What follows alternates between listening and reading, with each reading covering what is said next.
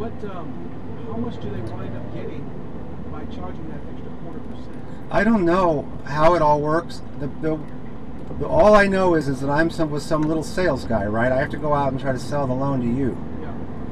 or a Wells Fargo customer. Yeah. And I documented, it was real clear because of a law change on April 1st. It was called the Dodd-Frank. And what it did was it took away the ability of mortgage brokers to make money by making the rate higher. Yeah. And so suddenly it was very, very obvious that their rate was lower. Suddenly, just like that, on April 5th when they implemented it. And so then I'm going out to realtors, and the realtors are saying, "You're crazy, Andy. You know, we're here in Eugene. You can't sell that crap to us. I mean, look what your other people are offering. You know, why would I ever send a loan to you guys?" And so you go around town talking to realtors, which of course I did, and it's all well documented. And then I took an ethical stand. I'm one of the only humans on the face of the planet who took an ethical stand and says, I can't do this. I need to get an answer. They changed some laws because of what's called SAFE. It's the licensing regulation for mortgage people. And with the SAFE legislation, they have something called the master license, and then we're registrants. And then I documented a very uncomfortable fact that they push down all the license risk. I mean, anything they may do wrong or anything that may happen, they push it down to the registrant. Yeah. And so the registrant's then killed, meaning like me or anybody. You wind up taking all the liability. Right. And so I put all that down. Well, here's the whole thing. The whole problem that was real uncomfortable, internally for 3 months, and I got all the emails printed over and over to their chairman and everything, because, you know, I kind of went nuts when they wouldn't listen to me. I didn't go nuts. I mean, I always was very polite. That's the strange thing. I've got every email over there. You can look at every one of them. You go, my God, this guy's insane. And I'm trying to tell them, you guys, this is racketeering. This is RICO, racketeering. You have a fear mechanism. You have systematic down pushing to the lowest level. You have systems that go in and out of India that collude the financial results. I reported that to their external auditors. The problem is that they're doing everything they can, every last thing they can, to defame me here in Eugene, Oregon. They posted guards outside their office. I've never been a threat to anybody around here. I've lived here for a long time. My parents live up in Cottage Grove. You know, I went to school in Cottage Grove. I worked at Fannie Mae in Washington, D.C. And this is one of those real cruel cases, but this is okay because for me it's just all part of it. It's the unbelievable thing that a company can do to hide the truth. It's just one more thing for the website, as they say, you know. So were you at one of the branches, or were you at the corporate? I was downtown. I was never in a bank. I was at this worthless mortgage office. They don't have cash at mortgage offices, as you know. And there's hardly anybody there. Like, for example, I talked to Dave, one of my buddies there.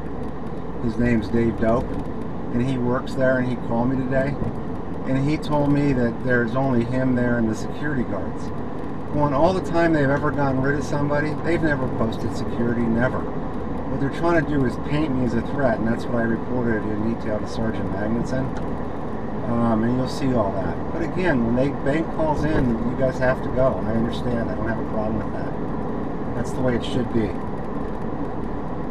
The only thing is, it'd be nice, like I told them last time, if they'd ask a few more questions.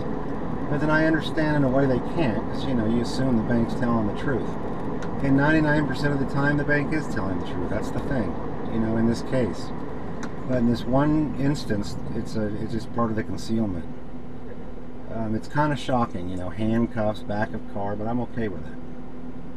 Well, you know, unfortunately, you're the second person today that I've had to arrest where I am not the investigating officer. It's not a problem. I'm just the guy that was assigned to go out and arrest. Not a problem. Whoever it is. No, here's the thing about it is, you're my neighbor. You're my, you know, I know, you know, in this relation right here, we're not obviously friends. I'm just, you know, you're doing my part, or you're doing your part, and I'm doing my part. And I'm sorry at the very beginning, I just didn't know what was going on, and so I got a little bit scared. But you calmed me down, and I understand, and I was just worried, you know, just a little paranoid. And the thing about it is this is a small community, Yeah. and you know, and when people really do something wrong, you know, then we know it and we talk about it or whatever. And I like to think when the other side is the opposite, when we haven't done anything wrong, and you know,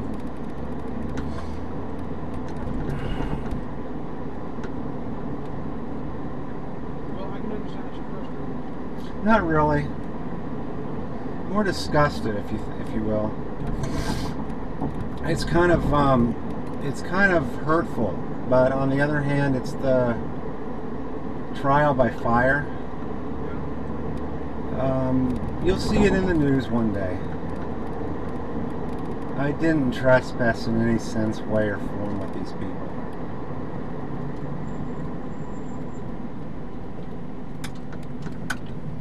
So, do you still bank with Western? I've got $400 there. I've got $20,000 in my credit union, my house. I'm not poor. I use a credit union too. I'm telling you, when I worked at the bank because of I thought the mortgage op was okay.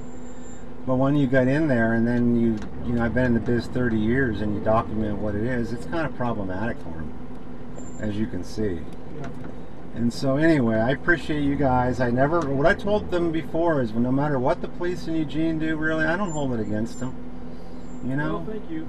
You guys do what you got to do, and as long as we all cooperate, then it all works out. It's the system.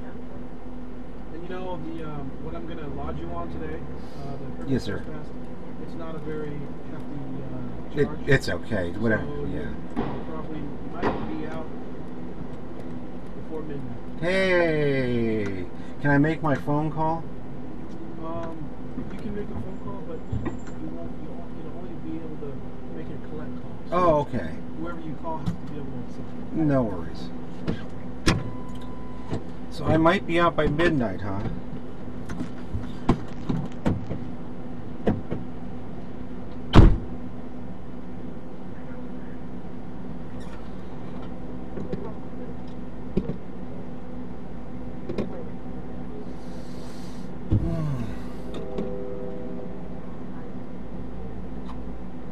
These people.